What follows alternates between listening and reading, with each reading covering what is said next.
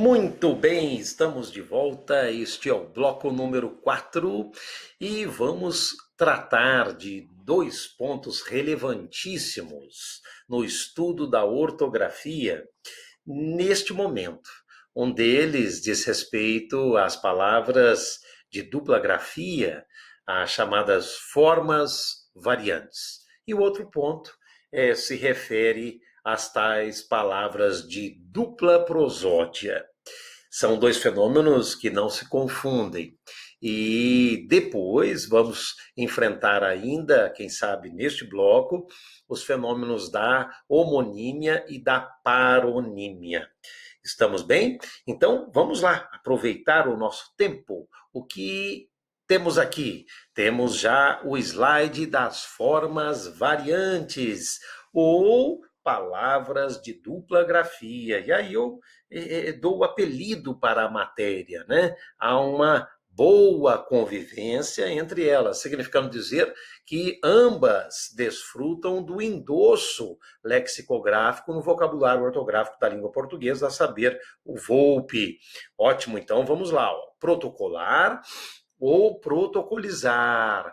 Por favor, as duas formas podem ser utilizadas. Né? Para o ato de protocolo, você pode falar protocolar. Para o ato de protocolo, você pode falar protocolizar. E há ainda um outro significado para protocolar.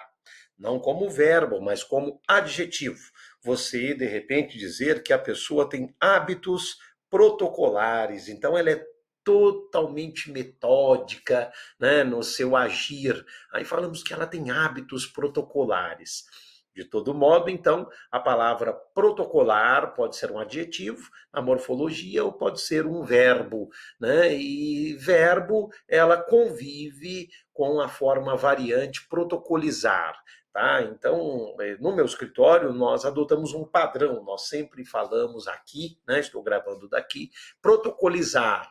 E eu recomendo, né, que você opte ou por protocolar ou por protocolizar. O que não pode é falar que uma não existe, uma está errada, como eu já ouvi por aí. As duas estão no VOLPE e se trata do fenômeno conhecido como forma variante ou palavra de dupla grafia, tá bom? Vamos lá. Outro par aqui importante, ó, veredicto ou veredito. Pronúncia praticamente a mesma.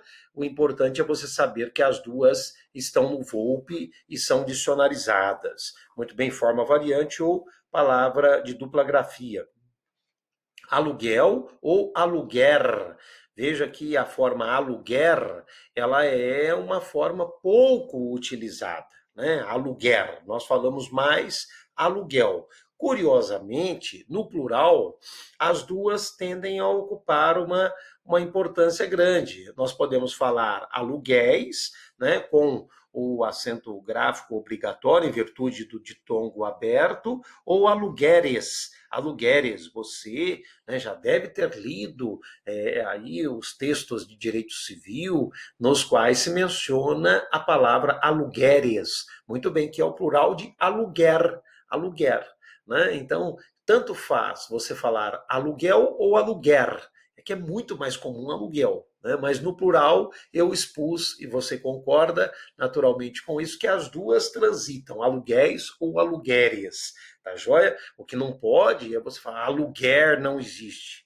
Não, ela é de pouquíssimo uso, mas ela está no dicionário. Tanto é que nós temos o plural aluguéres. Tá joia? Então fica aí a curiosidade para você. Vamos adiante. O que temos? Elucubração ou lucubração. Também palavra de dupla grafia, forma variante. Elucubração ou lucubração. As duas estão no VOLPE. Muito bem. 14 ou 14. 14 ou 14. Também forma variante, as duas estão no VOLPE. Percentagem ou porcentagem. Muito bem, as duas estão no VOLPE. Ótimo. Quociente ou quociente. quociente ou quociente, forma variante, palavra de dupla grafia. Aterrissar ou aterrizar. Aterrissar ou aterrizar. As duas estão no Volpe, podem usar à vontade. Lambuja ou lambugem. Hoje mesmo eu pronunciei as duas formas aqui para você memorizar. Lambuja ou lambugem. Excelente, muito bem. Agora nós já inauguramos o outro fenômeno. Veja que eu trouxe alguns exemplos, meus queridos, de pares que tratam do tema palavras de dupla grafia ou formas variantes. No meu manual de português jurídico você vai ter dezenas de exemplos. Eu trouxe alguns, porque essa aula ela visa municiá-los, né, com vários temas no entorno de um tópico maior que é a ortografia. Então, nós estamos aprendendo várias coisas. Então, depois dessas explicações e a partir dos meus slides, vale a pena você pegar o livro, o meu manual, insisto, tem lá dezenas de exemplos de formas variantes. Agora, né, nós vamos para outra temática, as palavras de dupla prosódia, também chamadas palavras de pronúncia optativa. E aqui a gente tem a boa convivência também com a pronúncia. Vamos conhecer?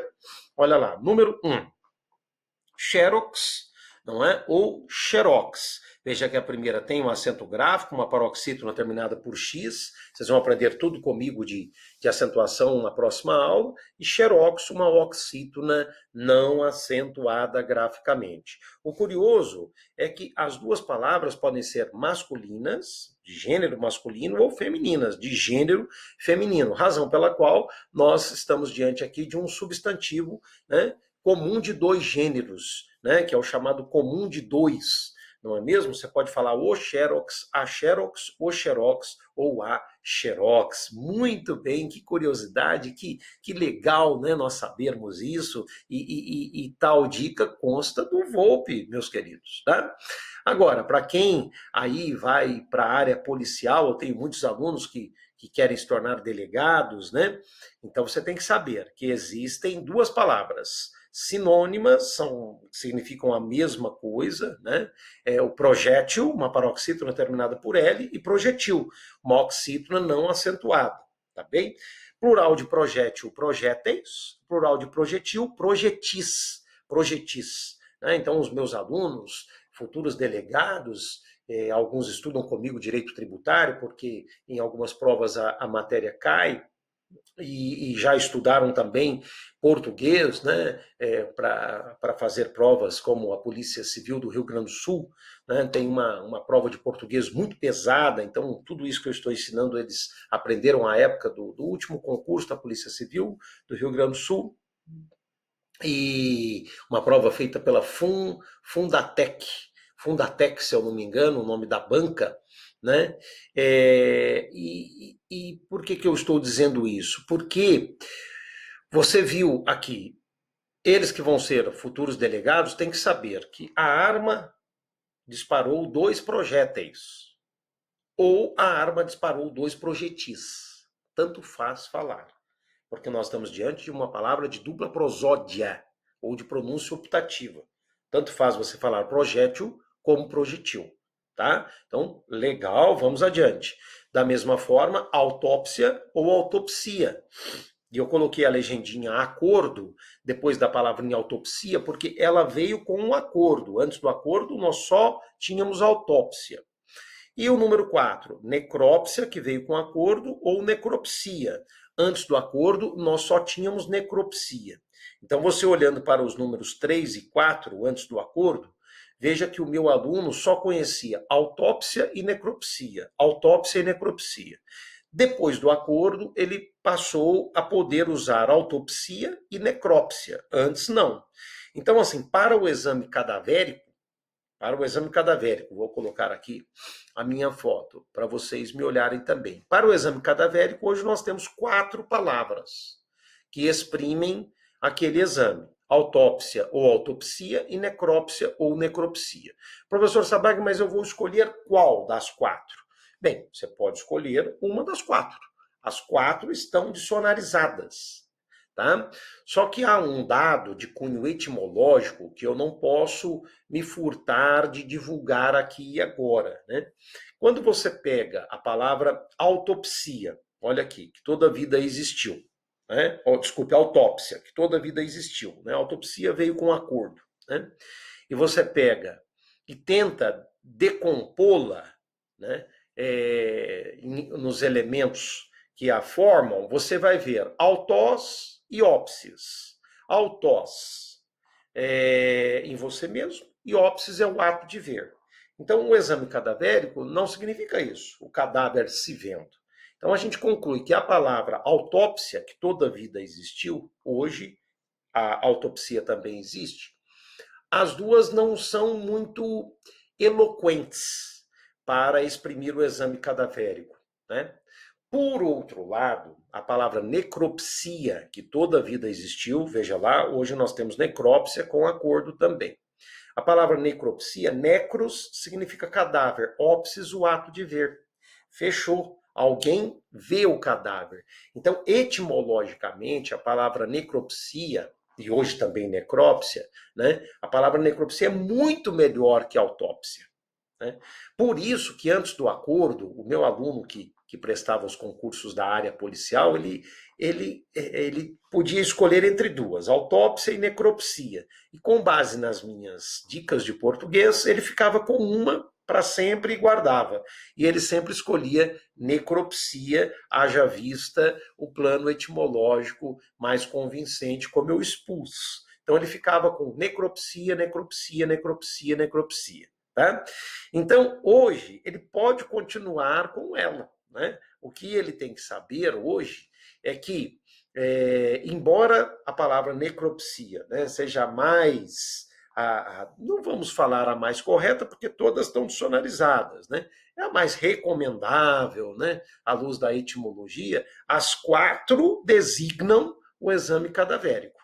Tá? São palavras de dupla prosódia ou de pronúncia optativa, tá bem? E você pode falar autópsia, autopsia, necrópsia e necropsia. Mas, se você quiser ficar com uma delas, em razão do plano histórico e também etimológico, fique com necropsia. Você vai estar muito bem. Necropsia, tá joia? Mas todas estão no dicionário. Beleza? Estamos bem? Ótimo! Agora, vamos mudar o departamento, mais uma vez insisto, há vários outros exemplos em nosso livro, né, de palavras de dupla prosódia, aqui foi um aperitivo, tá? E agora a gente já muda o departamento, olha lá, vamos para problemas de cacoepia, ou cacoépia, também aí mais um exemplo de palavra de dupla prosódia ou pronúncia optativa. E aqui você vai conhecer os sons equivocados, né? A cacoepia diz respeito à sonoridade equivocada das palavras, ou por descuido do falante, ou por deslize na grafia. E a cacoepia é o nome do vício, e ela se situa no campo da ortoepia ou ortoépia, mais um caso de palavra de dupla prosódia ou pronúncia optativa. E aqui os exemplos, né? Começamos com o clássico exemplo do subsídio, aprendemos a falar hoje subsídio, quem já sabia, né, reforçou aí a correção, e quem não sabia aprendeu e não vai mais deslizar. Né? Então, subsídio, o S é sibilante, não é com o fonema Z, né? Subsídio, é subsídio, subsidiário, subsidiária. Procrastinar. Procrastinar, muito cuidado com a pronúncia, significa adiar, diferir, prorrogar, né? Beneficente, não podemos falar beneficiente, porque haverá um vício chamado cacoepia ou cacoépia, né, na matéria que é estudado, esse vício é estudado na matéria ortoepia ou ortoépia.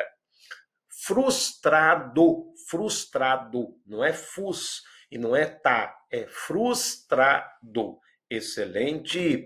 Eu impugno, não é impugno, bem baixinho, não é impugno, hein?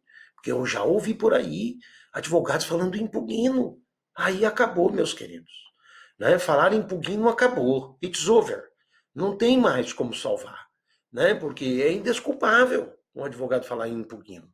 Tá bem? É impugno. Eu impugno, tu impugnas, ele impugna. Nós impugnamos, vós impugnais, eles impugnam. Você vai ter aula de verbo, vai conhecer as flexões, conjugações, tudo comigo. Tá bem? O que mais? Eu designo. Também, de vez em quando, a gente ouve por aí o tal do designo. Falou designo, já era. Já não tem como salvar. É designo. É designo. Eu impugno, eu designo. Excelente. Vamos adiante. Ele rouba. Ele rouba. Olha aqui, não tem nada de rouba, hein? Está ele rouba, mas faz. O que é isso? Ele rouba. Rouba é o fim, né, do mundo. Ele rouba. Ele rouba óleo de tongo. Ele rouba. Estamos bem? Ótimo. Eu opto. E não outra coisa, né?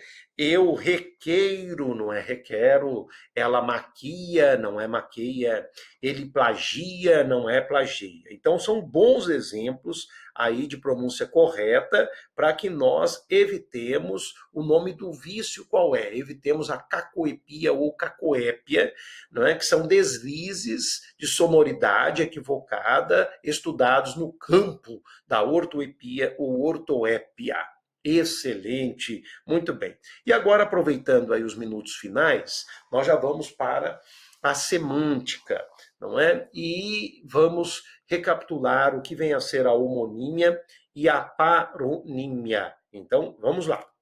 Homonímia são as palavras que possuem a mesma pronúncia, então são chamadas de homônimas homófonas, ou a mesma grafia, são chamadas de homônimas homógrafas, mas significados diferentes, tá? Então veja, taxar com X e taxar com CH, cujos significados você vai ver daqui a pouquinho. Note que o som é o mesmo. Então esse par, essa dupla, é de palavras homônimas homófonas. Veja a outra aí entre colchetes, ó, mato, né, de ramificação, né, no chão, e eu mato, como a flexão verbal do verbo matar. O que nós temos aqui? Nós temos o mesmo som e, curiosamente, nós temos a mesma grafia, né? E a mesma coisa acontece com o rio de riacho e eu rio, do verbo rir. E a mesma coisa com o canto de cantiga e eu canto, do verbo cantar. Então, esses três exemplos aí, mato, rio e canto, são homônimas perfeitas. Eu até vou tirar aqui a minha imagem. Ó. São homônimas perfeitas, porque ao mesmo tempo elas são homônimas e são homógrafas. Homógrafas. Então pode cair em concurso, fique atento, fique atenta, né? Mas você está vendo lá no alto que para ser palavra homônima, ela tem que ter ou a mesma pronúncia, o mesmo som, que aí vai ser homófona, ou a mesma grafia, que vai ser homógrafa, tá? Então veja aqui esse trio, seção, seção e seção. Todos vocês estão percebendo o quê? Né? Que elas têm o mesmo som, não têm a mesma grafia. Então elas são homônimas, homófonas. E aí é bom recapitular os sentidos. Seção com C cedilha. Ou secção, palavra de dupla grafia, forma variante, significa repartição. Né? A seção com dois S, sessão de cinema, sessão de júri, é a apresentação. A sessão com C vem do ato de ceder, você fala sessão de direitos. Então você viu esse trio, não é um par, é um trio, né, de palavras homônimas homófonas. Muito bem. Taxar com X e taxar com CH. O que nós temos aqui? O mesmo som, são homônimas homófonas. E taxar com X é tributar, e taxar com CH é apelidar, cognominar. Então, se nós falarmos que ele foi taxado de vagabundo, né, esse taxado é com CH. Você não pode falar que ele foi taxado de vagabundo com X. Quer dizer, além de tributar, você xingou. Então, não pode. Taxado de vagabundo é com CH. Beleza, excelente. Vamos lá. Caçar com C cedilha e caçar com dois S, o mesmo som. Então, são homônimas homófonas. Caçar com C cedilha é capturar, né? Caçar com dois S é anular. Então, você vai falar que o mandato do prefeito foi cassado, né? Mandato do prefeito foi cassado, e esse cassado aí com dois S's. Muito bem, não é com C cedilha, né? Que a gente brinca, é só com arco e flecha aí, o caçar com C cedilha, tá bom? O que mais? Vamos lá. Nós temos um incerto com C e um incerto com S. Incerto com C significa aquilo que não é certo, né? Que é o incorreto. O incerto com S significa inserido, né? Incerto com S é inserido. Né? Você fala que a linha está incerta no inciso. Né? Incerto com S, inserida. Você fala que o inciso está incerto no artigo, incerto com S, no sentido de inserido. Então você pode falar incerto ou inserido. São duas formas participiais, né, do verbo inserir. Quando nós temos mais de uma forma participial para o verbo, vocês vão ter aula de verbo comigo, aí nós chamamos o verbo de abundante. Então o verbo inserir é um verbo abundante, porque ele tem uma forma no particípio, né, que é uma forma nominal do verbo, uma forma no particípio irregular, que é o incerto com S, e uma forma no particípio regular, que é o inserido. As duas existem, não é? E você viu aqui como iremos empregar. Tá? Remissão com dois S e remissão com C cedilha. Remissão com dois S significa perdão, né? Fazer menção a algo também. Então, cuidado, a gente fala remissão da pena lá no processo penal, não é? Com dois S, e remissão com C cedilha é o resgate do bem mediante pagamento da dívida. Cuidado, a gente fala remissão do tempo da pena lá em processo penal. Então, muito cuidado.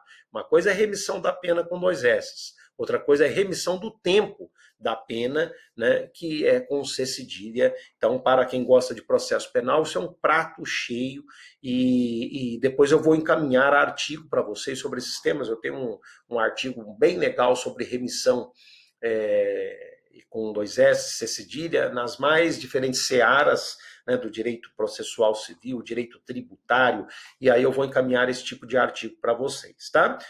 Já passamos aqui do tempo, e aqui nós vamos começar as palavras parônimas, mas eu vou deixar para iniciar esse tema no próximo bloco, que vai ser o penúltimo bloco de número 5, tá bem? Já aprendemos as palavras homônimas, né, que são aquelas que têm a mesma escrita ou a mesma pronúncia, por isso que as cognominamos de homônimas homógrafas e homônimas homófonas, tá bem? E aí, no próximo bloco, nós vamos começar com as palavras parônimas.